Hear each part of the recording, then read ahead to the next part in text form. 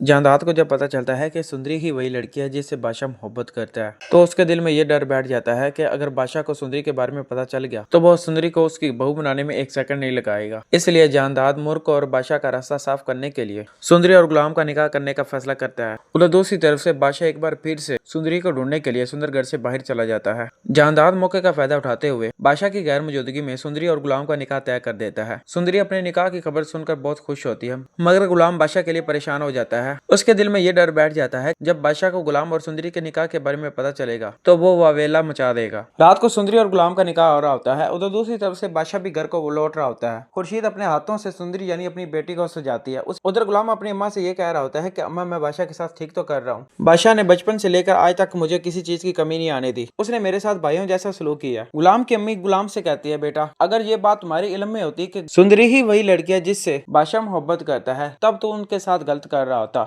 मगर तुम दोनों अनजाने में एक दूसरे से मोहब्बत कर बैठे हो और बादशाह बड़े दिल का मालिक है। जब उसे तुम्हारे और सुंदरी के निकाह के बारे में पता चलेगा तो वो तुम्हारी खुशी में खुश हो जाएगा, न कि वो तुम्हें खुद गर्ज कहेगा। दोस्तों, इधर से गुलाम सुंदरी से निकाह करने के लिए हवेली जा रहा होता है। ऊपर से बादशाह भी आ जाता है। बादशाह जब घर को सजा हुआ देखता है तो उसके ज़हन में सवालिया निशान आ जाता है। वो ये सब देखकर हक्का बक्का रह जाता है। फिर बादशाह घर के मुंशी से पूछता है कि ये फंक्शन किसके लिए। घर का मुंशी बादशाह को बताता है कि आपको नहीं पता, गुलाम का आज निकाह है। बादशाह गुलाम के निकाह के बारे में सुनकर चौंक जाता है, मगर वो इस बात से खुश हो जाता है कि उसके दोस्त की शादी हो रही है। इधर बादशाह सीधा अपनी फूफो अम्मा से मिलने के लिए उसके कमरे में जा रहा होता है और सामने से खुर्शीद सुंदरी को निकाह के जोड़े में ला रही होती है। सडनली बादशाह की नजर सुंदरी पर पड़ती है। वो सुंदरी को अपने ही घर में दुल्हन के जोड़े में देखकर शौक हो जाता है और दूसरी तरफ से सुंदरी बादशाह को देखकर लर्ज जाती है, घबरा जाती है, परेशान हो जाती है। बादशाह सुंदरी के पास आता है और उससे कहता है, मैं तुम्हें ढूंढने के लिए बाहर भटक रहा हूँ और तुम मेरे ही घर में दुल्हन के जोड़े में सजी हुई हो। खुर्शीद बादशाह से कहती है, बेटा तुम्हारा इस लड़की से क्या ताल्लुक है।